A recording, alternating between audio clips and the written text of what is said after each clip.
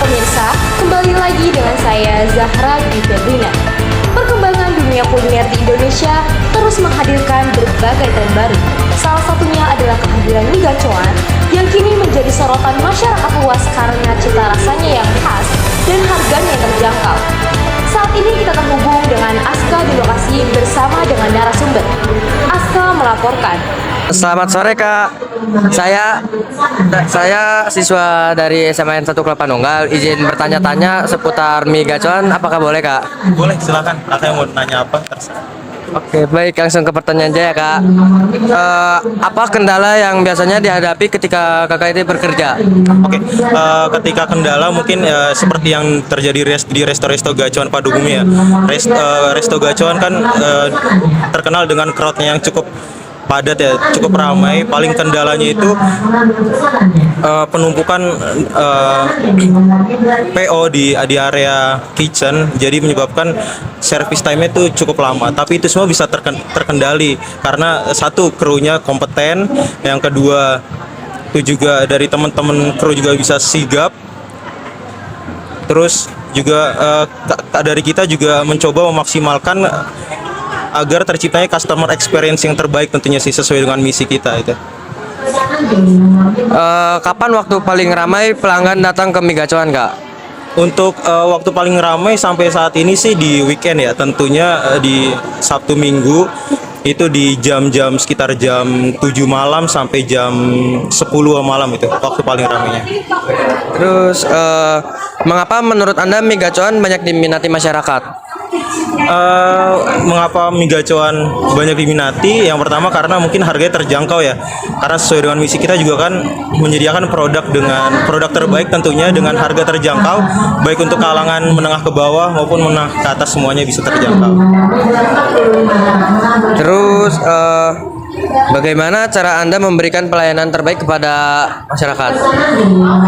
Untuk memberikan pelayanan yang terbaik, yang tentunya kita selalu memberikan briefing kepada kru-kru kita untuk supaya selalu informatif ya terhadap pelanggan, gimana cara pemesanannya, dan juga mungkin di resto ini kan kita udah menggunakan sistem self order ya. Jadi customer tuh bisa untuk scan QR yang ada di meja, nggak perlu untuk ngantri panjang di kasir atau apa, sehingga waktu tunggu customer itu bisa lebih singkat, dan tentunya itu menjadi pelayanan yang utama sih di mie gacoan ini. Terus kira-kira Anda tahu nggak sih di mana cabang pertama kali gacoan itu? Untuk cabang gacoan yang pertama kali tentunya ada di Malang ya, itu. Karena pertama kali gacoan itu berdiri ada di Malang.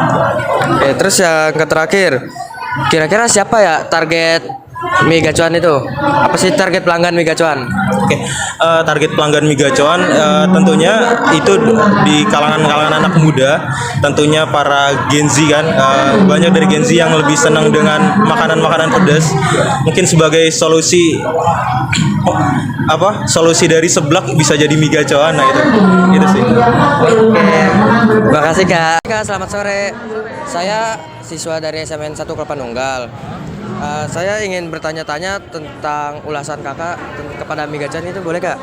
Langsung aja ke pertanyaannya Kak. Apa yang membuat kakak-kakak tertarik untuk makan di mie gacoan? Oke, sebenarnya tertarik yang pertama karena harganya ya. Harganya termasuk murah karena kebetulan gacoan udah ada dari zaman kita sekolah ya dulu. Jadi kita juga makan di sini enak karena selain tempatnya juga nyaman, harganya juga affordable banget buat pelajar gitu, dan porsinya cukup ya, lumayan lah untuk kita kalau buat ngemil-ngemil ya, terlebih lagi dimsumnya juga enak-enak gitu. Saya pribadi sama sih, tempatnya enak buat nongkrong, harganya juga masuk kayak buat siswa kan, apalagi kan. Terus kalau misalnya buat nongkrong lama pun kita nggak diusir gitu kan, jadi nyantai. Biasanya kesini bareng sama siapa sih? Biasanya kalau kesini ya paling sama dia ya, karena dia teman main aku kebetulan gitu ya. Tapi paling kalau nggak ya, kalau kadang nggak berdua, kadang sama yang lain gitu ya. Total ada berempatan lah kalau sama teman-teman gue yang lain. Kalau saya sih ke gacoan selalu sama temen ya, teman kampus, teman SMK, semua sama temen. Selain di sini, cabang gacoan mana lagi yang biasa sering kakak kunjungin?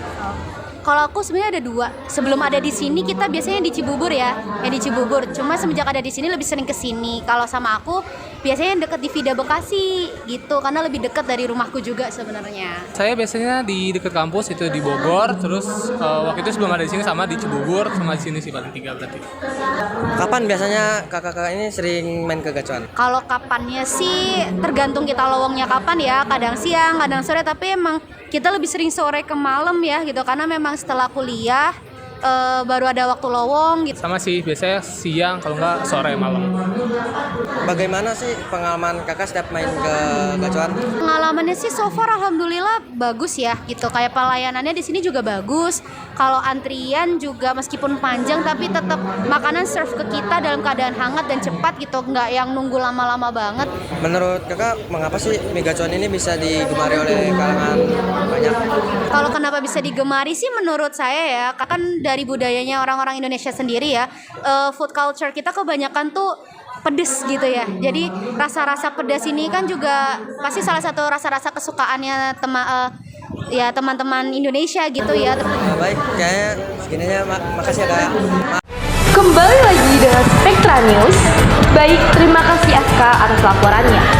Pemirsa, dengan konsep yang sederhana namun mampu menarik perhatian berbagai kalangan, mie gacuan tidak hanya hadir sebagai tempat makan, tetapi juga menjadi fenomena kuliner kekinian. Demikian informasi kuliner kali ini, semoga dapat menjadi referensi bagi Anda dalam menentukan pilihan bersantap. Sampai jumpa.